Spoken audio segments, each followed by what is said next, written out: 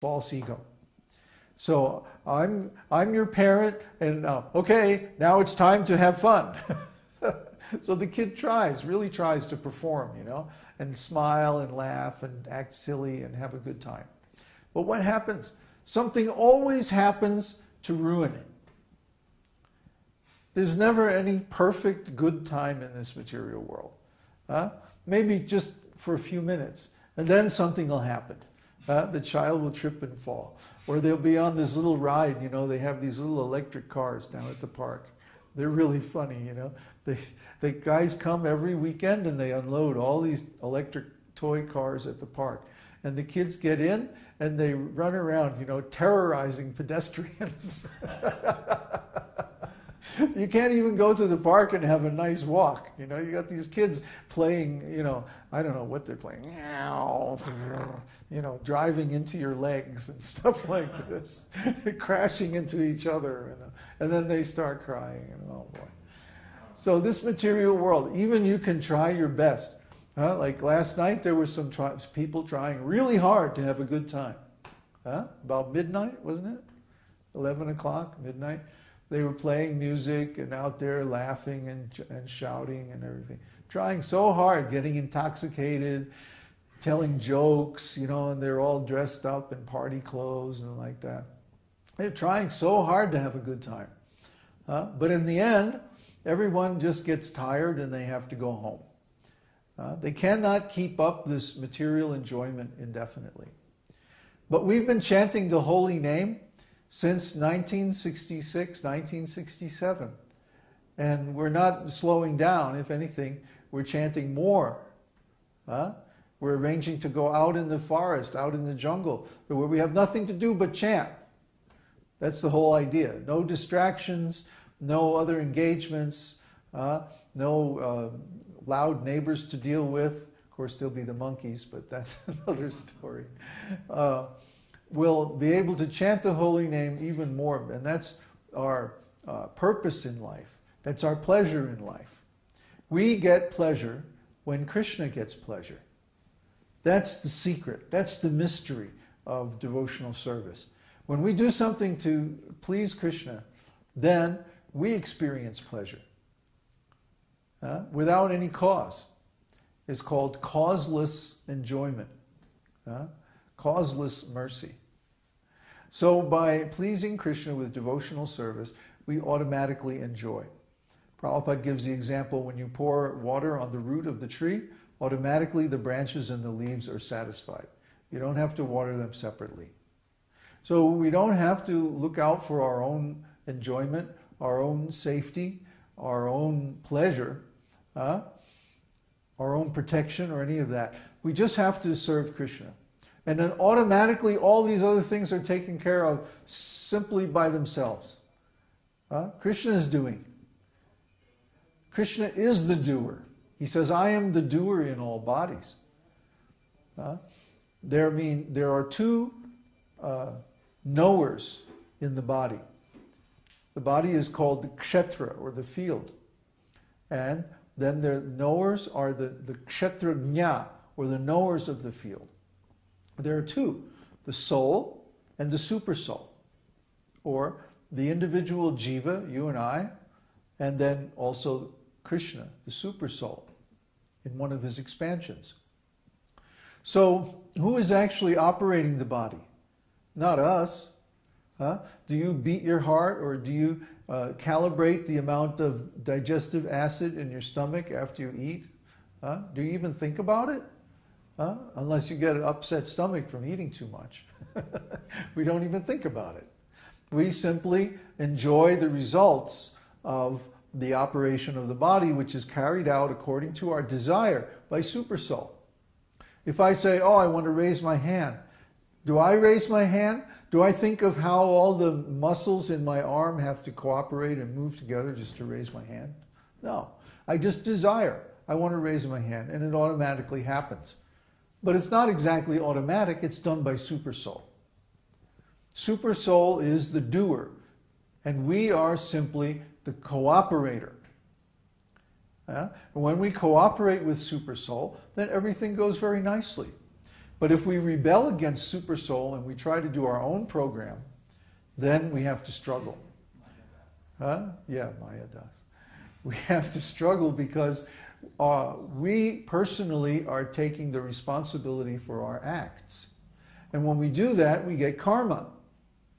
And we fall under the control of Maya.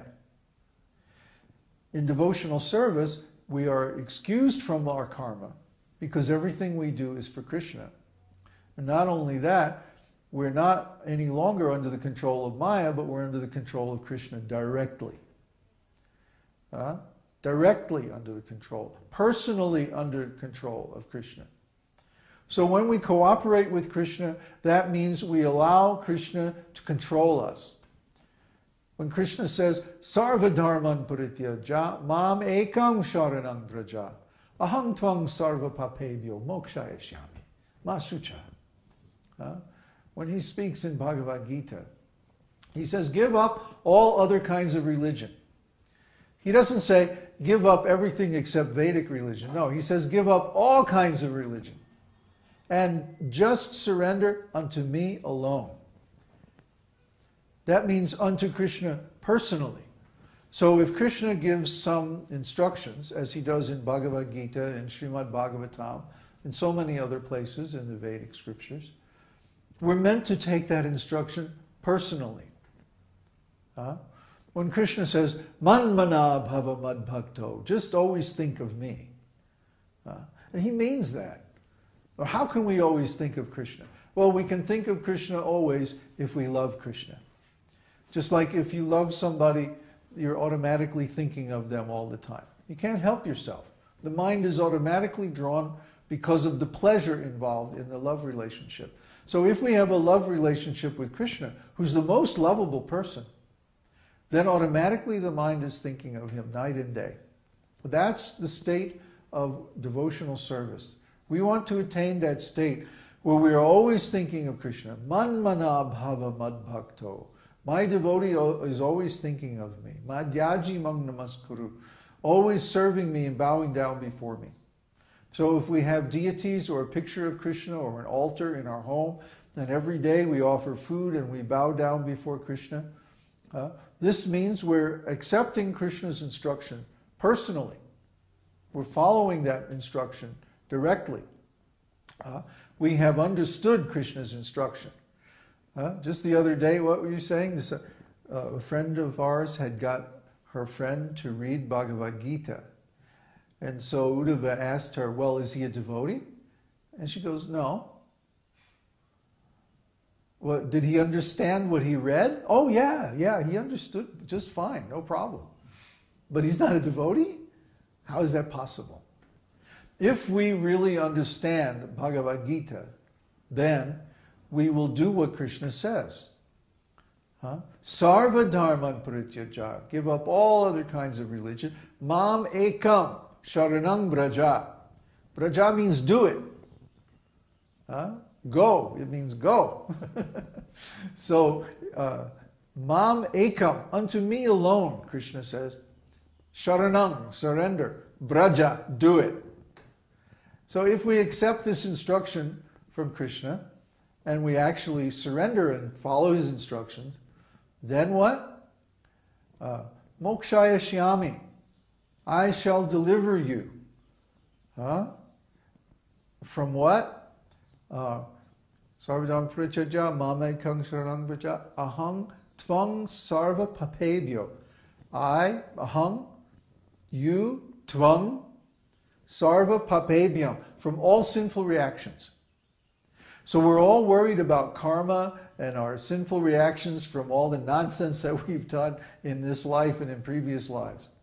But if we surrendered unto Krishna alone, giving up all other considerations, then mokshaya shyami aham tvang sarva papebhyo. I will deliver you from all sinful reactions. Ma shuchaha. Do not fear. Don't worry, Krishna says. Don't worry. Krishna is all-powerful. And actually, everyone in this world is chasing pleasure through the senses in this material world. But yet, the source of that pleasure that we're chasing in this material world resides within our very own hearts. So why are we going outside trying to find pleasure in this world when the actual source of pleasure, the actual emanation, the emanator of the pleasurable things in this material world is the supersoul in our own hearts? Why are we looking outside when the source of the pleasure we seek is within us? Like Jesus said, the kingdom of heaven is within you. So why are we doing so much external arrangements and so much external efforts and trying to go here and do this and go there and do that and all this stuff? It's not necessary. Krishna says, Sarva dharman parityaja. Give it all up. Mam ekam sharanam vraja. Just surrender unto me. Aham tvang sarva papebhyo mokshaya shyami.